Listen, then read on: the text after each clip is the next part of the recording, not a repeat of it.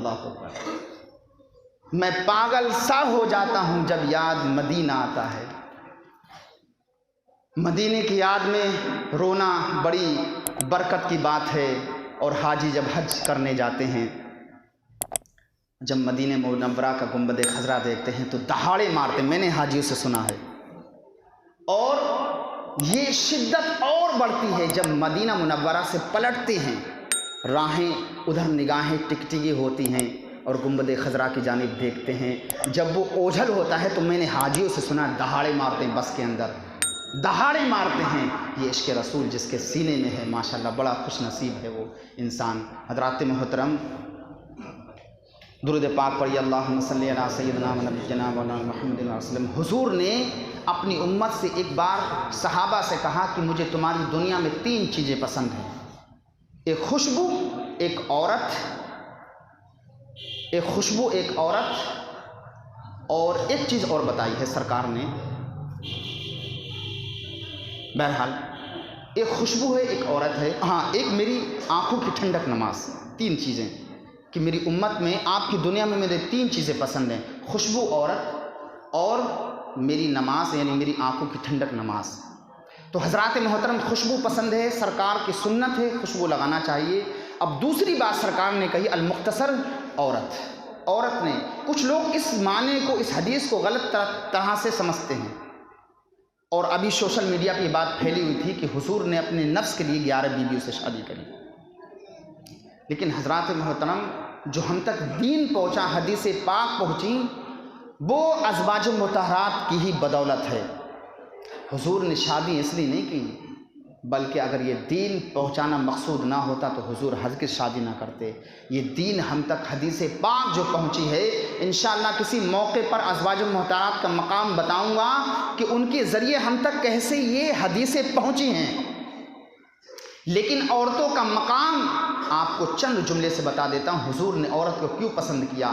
جب حضور کی ولادت سے قبل اہل عرب عورت کو منحوس سمجھتے تھے، عورت پر ظلم اور تشدد کے پہاڑ توڑتے تھے، عورت کو اس لیے مقام دیا۔ عورت کو پسند حضور نے اس لیے کیا کہ اگر کوئی عورت بیوہ ہو جاتی، اللہ اکبر، اسے منحوس سمجھتے، کہتے تو کتنی بڑی منحوس ہے کہ تیرا شوہر انتقال کر گیا، تو ضرور منحوس تھی، اسی لیے تیرا شوہر تجھ سے انتقال کر گیا، تجھ سے جدا ہو گیا۔ اور وہ شوہر اگر انتقال کر جاتا، اس کو 6 مہینے کے لیے، 1 سال کے لیے ایک روم میں بند کر دیتے، اور وہ تنہائی میں دن بدن گھٹ گھٹ کے مرتی، کھانا پینا سب روک دیتے، اور 6 مہینے کے بعد اگر وہ عورت بچ جاتی تو پتہ کیا کرتے؟ اللہ اکبر، اور اس پر ظلم و تشدد کے پہاڑ توڑتے، ایک گدھے پہ بیٹھالتے، گوبر اور بکریوں کی مینگنی اس کے اوپر ڈالتے، کالا منہ کرتے، اور پورے شہر میں گشت کر کے دکھاتے، دیکھو یہ کتنی بڑی منحوس ہے کہ 6 مہینے ایک گفا میں رہنے کے بعد بھی سلامت رہے، کتنی بڑی منحوس ہے۔ اتنا ظلم اور تشدد، عورتیں دعائیں مانگتی تھی، کتنی عورتیں تھیں جو انتقال بھوک کی وجہ سے کر گئیں، چونکہ پانی کھانا پینا سب روک دیا کرتے تھے، اور اگر کسی کے یہاں بیٹی پیدا ہو گئی، اللہ اکبر، تو اسے زندہ قبر کے اندر درگور کر دیا کرتے تھے۔ ایک صحابی رسول تھے جو کہتے تھے مجھے 2 باتیں بڑی رلاتی ہیں، 2 باتیں بڑی، ایک بات ان میں رلاتی ہے، ایک بات ہنساتی ہے۔ ایک بات یہ ہے کہ میرا معبود، میں نے آٹے کا بت بنا رکھا تھا کہ جب مجھے بھوک لگی تو میں نے اسی بت کی روٹی بنا لی، تو یہ بات مجھے ہنساتی ہے۔ لیکن ایک بات رلاتی ہے کہ میں نے اپنی بیٹی کو اپنے ہاتھ سے، جو مجھے پاپا پاپا کہہ کے، باپ کہہ کے پکارتی تھی، میں نے اپنے ہاتھ سے اس کو قبر کے اندر جو ہے گڑھے کے اندر دھکیل دیا، اور جب میں تھک جاتا، میرے اوپر پسینہ آتا، اور حضور کی بارگاہ میں ایک دن وہ بات بیان کرتے ہیں صحابی رسول کہ یا رسول اللہ مجھے پسینہ آتا تو میری بیٹی میرے اپنے ہاتھ سے میرے پسینے کو دور کرتی، دھول کو دور کرتی، اور تب بھی مجھے ترس نہ آیا، اور اسی طرح سے میں گڑھے کے اندر مٹی کو ڈالتا رہا، یہاں تک کہ میری بیٹی نے میرے سامنے دم توڑ دی، مجھے تھوڑا سا بھی ترس نہیں آیا۔ یہ اہل عرب کا طور و طریقہ تھا۔ حضور نے اس لیے کہا مجھے 3 چیزیں پسند ہیں۔ ایک کیا پسند ہے؟ خوشبو۔ دوسری کیا ہے؟ بھول گئے، عورت۔ تیسری کیا ہے؟ نماز، میری آنکھوں کی ٹھنڈک نماز۔ 3 حضور نے۔ اور ایک اور صحابی رسول ایک دن حضور کی بارگاہ میں عرض کرتے ہیں یا رسول اللہ، اگر کوئی زمانے جاہلیت میں اسلام لانے سے قبل اگر کوئی نیک کام کرے تو کیا وہ رب کی بارگاہ میں قبول ہوتا ہے؟ تو حضور نے کہا بات کیا، بات بتاؤ؟ کہا یا رسول اللہ میں اسلام سے پہلے یہ صعصع بن ناجیہ کا واقعہ ہے.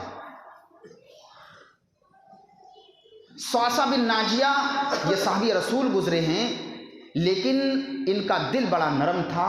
اسلام لانے سے پہلے لوگوں کے ساتھ ہمدردی کرنے کا آپ کا طور و طریقہ تھا. آپ لوگوں کے ساتھ نرمی سے پیش آتے اور غریبوں کی مدد کرتے، ہمدردی کرتے.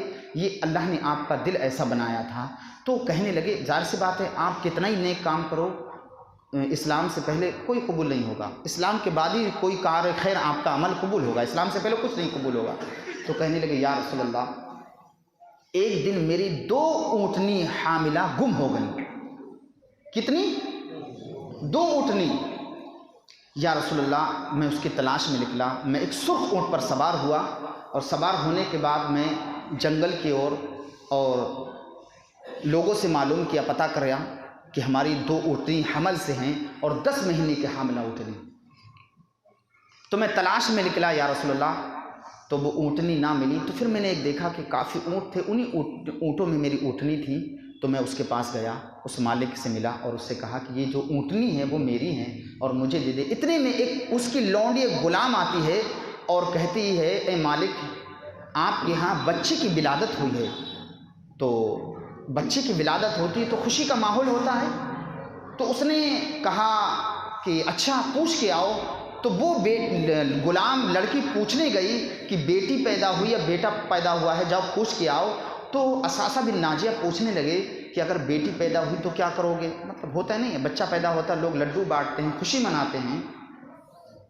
تو کہا اگر بیٹا پیدا ہوا تو ہماری عزتیں بڑھائے گا، میری ناک کو اونچی کرے گا اور میری شانیں بڑھائے گا. اگر بیٹی پیدا ہوئی تو میری عزت کو گھٹا دے گا. یہ ماحول تھا، میری ناک کٹا دے گی وہ. اللہ اکبر. اتنے میں کیا ہوا کہ اس کے یہاں بیٹی پیدا ہوئی اور وہ بیٹی مطلب پیدا ہوئی اور چھوٹی بچی لے کر کے وہ غلام لڑکی اور اپنے مالک کے پاس آتی ہے. وہ مالک اس بچی کو اٹھا کر کے زمین پر رکھ دیتا ہے پٹکنے کے بعد اور اپنا پیر رکھ دیتا ہے. یہ ماحول تھا عرب کا. حضور نے ایسے نہیں کہا مجھے عورتیں پسند ہیں، بلکہ حضور نے عورتیں پسند کر کے ان کے مقام کو بڑھانا مقصود تھا. جب اس نے پیر رکھ دیا صعصع بن ناجیہ نے دیکھا ان کا دل دہل گیا اور اس کو دھکا دے کے اپنے سینے سے اٹھایا اور بیٹی کو اٹھایا سینے سے لگا لیا اور کہا تجھے شرم نہیں آتا اس چھوٹی بچی پر ظلم کرتا ہے؟ تو کہا تو ہوتا کون ہے؟ مجھے روکنے والا میری بیٹی ہے، میں اس کے ساتھ کوئی بھی سلوک کروں تو مجھے روکنے والا نہیں ہے. تو کہا نہیں میں تجھے روکوں گا، یہ ظلم نہیں ہونے دوں گا. اور بتا اس بیٹی کی قیمت کیا لگاتا ہے؟ تو کہتے ہیں کہ وہ 2 حمل سے جو اونٹنی تھیں، کہتا ہے یہ مجھے اونٹنی دے دے، میری بچی لے جا. اس کے بعد جب لے کے چلے تو کہا یہ سرخ اونٹ بھی مجھے دے دے. اللہ اکبر. یہ سرخ اونٹ دے گا تبھی میں تجھے یہاں سے نکلنے دوں گا، ورنہ اپنی بچی کو لے لوں گا اور تیرے سامنے تیری نگاہوں کے سامنے اس کا قتل کر دوں گا. اللہ اکبر. تو کہا ٹھیک ہے یہ تو ہمارے 3 اونٹ، سرخ اونٹ بڑا قیمتی اور بڑا پیسے کا ہوتا ہے، وہ 3 اونٹ 2 حمل سے اونٹنی وہ بھی دے دیتا ہے، صعصع بن ناجیہ دے دیتے ہیں اور وہ سرخ اونٹ بھی دے دیتے ہیں. دینے کے بعد آپ چلتے ہیں. کہتے ہیں یا رسول اللہ پھر میں اس بچی کو لایا، میں نے اس کی پرورش کی. یا رسول اللہ وہ میرے ساتھ کھیلتی، میری داڑھی کو پکڑتی، مجھے پیار کرتی، میں اسے پیار کرتا. اس طرح سے یا رسول اللہ میں نے 350 لڑکیوں کی پرورش کی. کتنی کی؟ 350 لڑکیوں کی پرورش کی. یا رسول اللہ کیا یہ عمل اللہ کو میرا پیارا لگا؟ کیا یہ عمل جو ہے رب کی بارگاہ میں قبول ہوگا؟ تو سرکار کی آنکھیں پرنم ہو جاتی ہیں. کہتے ہیں اے صعصع بن ناجیہ یہ خدا کا کرم ہی ہے، بچیوں کی جو تو نے پرورش کی اس کا اللہ نے تیروں پر کرم ہی فرمایا کہ تجھے اسلام کی دولت سے نواز دیا ہے، تجھے اسلام کی توفیق دی ہے. تو حضور نے آئے عورتوں پر جو ظلم ہوتا تھا حضور نے بشارتیں دیں، جو اپنی بچیوں کی پرورش کرے گا اور اچھی طرح سے تربیت کر کے ان کا نکاح کرے گا اللہ اسے جنت الفردوس میں بہترین محل عطا فرمائے گا. جن بچیوں پر ظلم ہوتا تھا، جن کی پرورش کو لوگ کتراتے تھے، اللہ کے محبوب نے یہ اعلان کر کے بتا دیا جو بچیوں کی عزت و عظمت کرے گا اسے جنت میں بہترین محل دیا جائے گا. اور بیواؤں کے لیے اللہ کے محبوب نے ایسا بہترین ماحول قائم کیا کہ آج کوئی بیوہ عورت ہو جاتی ہے لوگ اسے اپنا لیتے ہیں. سرکار نے پہلے اپنایا اور حضرت خدیجہ سے شادی کی. تو آپ کو معلوم ہے روایتوں کے اندر آتا ہے کہ حضرت خدیجہ 3 شوہر سے چھٹی ہوئی تھی. حضور نے ایسی بیوہ عورت سے شادی کی اور عورت کا مقام لوگوں کے درمیان ظاہر کیا کہ میں محمد ہو کے اللہ کا رسول ہو کر کے میں بیوہ کو یہ اعزاز دیتا ہوں، یہ مقام و مرتبہ دیتا ہوں جس شوہر نے 3 شوہریں ان کو چھوڑ رکھا تھا، روایتوں کے اندر آتا ہے اس عورت سے حضور نے شادی کی اور بیواؤں کا مقام بتایا اللہ کے محبوب علیہ الصلوۃ والسلام نے۔ اور مقام بتانے کے بعد میں آج تک یہ ہے، اور ہم نے دیکھا ہے معاشرے میں لوگ اپنی بچی کو پڑھاتے ہیں، بیٹوں کو پڑھائیں لیکن بیٹی کو ضرور پڑھاتے ہیں۔ اللہ کے محبوب کی دعا اور کرم پوری دنیا پر ایسا ہوا کہ ہر شخص کے دل میں بیٹی کی عظمت ایسی پیدا ہوئی کہ بیٹوں کو پڑھائیں نہ پڑھائیں لیکن باپ اپنی بیٹی کو ضرور پڑھاتا ہے۔ دیکھا، آپ نے دیکھا ہوگا، پیسہ بھی خرچ کرتا ہے اور جی جان توڑ کی محنت لگا دیتا ہے شادی کے موقع پر، اور جو بن پڑتا ہے قرض لے کر کے اپنے اوپر مصیبت ڈال کے جو ہے بیٹی کا بیاہ کرتا ہے اور بہترین سے بہترین جہیز دیتا ہے تاکہ بیٹی جو ہے اس کی پرورش۔ تو ایسے شخص کے لیے حضور نے ارشاد فرمایا، ایسوں کے لیے جنت الفردوس میں بہترین اللہ محل عطا فرمائے گا جو بیٹیوں کی قدر کرے گا۔ تو حضرات محترم، ایسا ماحول عرب کا تھا۔ اللہ رب العزت کی بارگاہ میں دعا ہے کہ حضور کے نقش قدم پر چلنے کی توفیق عطا فرمائے اور حضور سے محبت کرنے کی توفیق عطا فرمائے اور حضور کے ہر قول پر ہمیں عمل کرنے کی توفیق۔ آپ لوگ سنت میں آمین سنیں۔ وما علینا الا البلاغ۔ السلام علیکم ورحمۃ اللہ وبرکاتہ۔